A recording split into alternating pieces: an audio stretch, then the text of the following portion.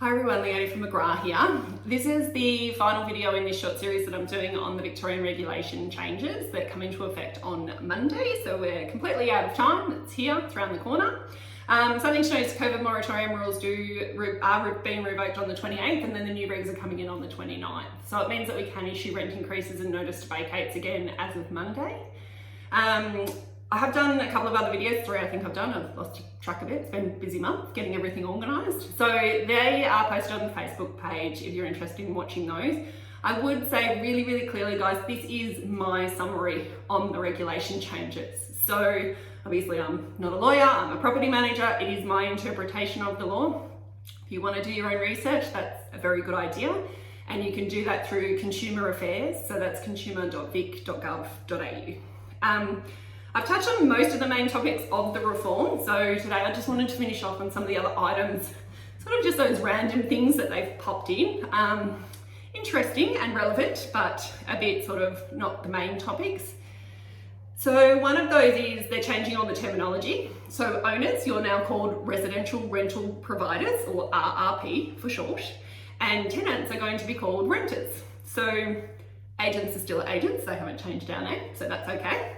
One of the other things, so urgent repairs has gone, the limit on urgent repairs has been raised from $1,800 to $2,500.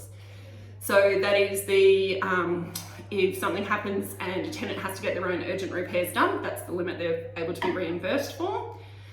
We can only take additional bonds now on properties with a weekly rent of $900 or more. So that has gone from $350 to $900. That is a massive jump, quite obviously. Given that the average rent in Ballarat is around $350, this is going to wipe out a lot of properties in Ballarat getting an additional bond. So just to be aware of that for the properties that are at that higher price point. With pets, obviously this has been in effect since March 2020, so this did come into effect last year before COVID. Owners can no longer refuse consent for a tenant to get a pet. However, the tenant still needs to apply. That is something to note. We do have a 14-day turnaround with the right of refusal. However, that right of refusal is a VCAT application. So you need to be able to prove that the property is not suitable for pets to be at. Given most of Ballarat homes are homes with backyards, it is quite difficult to prove in our area. So something else to be aware of. There will be compensation needed to be provided to every tenant in a sale property for every open home inspection. So those residential rental providers or owners that are looking to sell their property and have open homes completed in rented properties need to be aware that there will be compensation to tenants for that time that they're basically being kicked out of the house for. With regards to vacate cleaning, it used to be that we could not enforce professional cleaning on a tenant. So the terminology was reasonably clean.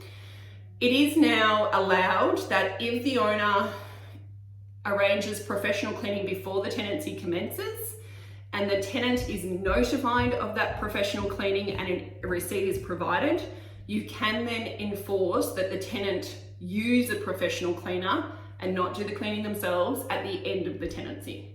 So it all has to be very upfront and very clear from day one and evidence provided for that to occur. Still, it's a bit of a win in the owner's favour, so that's not a bad thing. There is also now one that is slightly more concerning from the owner's point of view. Tenants can initiate a bond claim, which at the end of a tenancy, I actually don't see that as an issue. We do all our finals within the time frame, but I think the law is to stop agents who take too long or owners who delay too long and therefore the tenant's waiting for money unnecessarily. However, something to note is that throughout a tenancy in a share situation, if one tenant vacates and the other stays, that one tenant vacating can initiate a claim for their portion of the bond. So as an agency, unless we dispute that on the owner's behalf, it may be that half the bond is refunded throughout half the tenancy and you're only left with half of the bond, which is not real great, to be honest. That's obviously something we've set up some internal processes and changed a few things here so that those emails never go missing. You are notified and you do get 14 days to dispute the claim. So that's something we'd be jumping on and getting in touch with you as an owner if that happened at your property. So they're kind of just a few little things that have popped up, not under any general topic. Obviously, again, This is my summary of the new regulation changes, so please feel free to do your own research. If you have any questions at all, please get in touch with your property manager. Myself, Sally, Amy, and now Kate, very excited for her to be on board, are all happy to provide more information and chat to you about your individual circumstances. Thank you very much for watching. I really appreciate it, and I'll see you soon.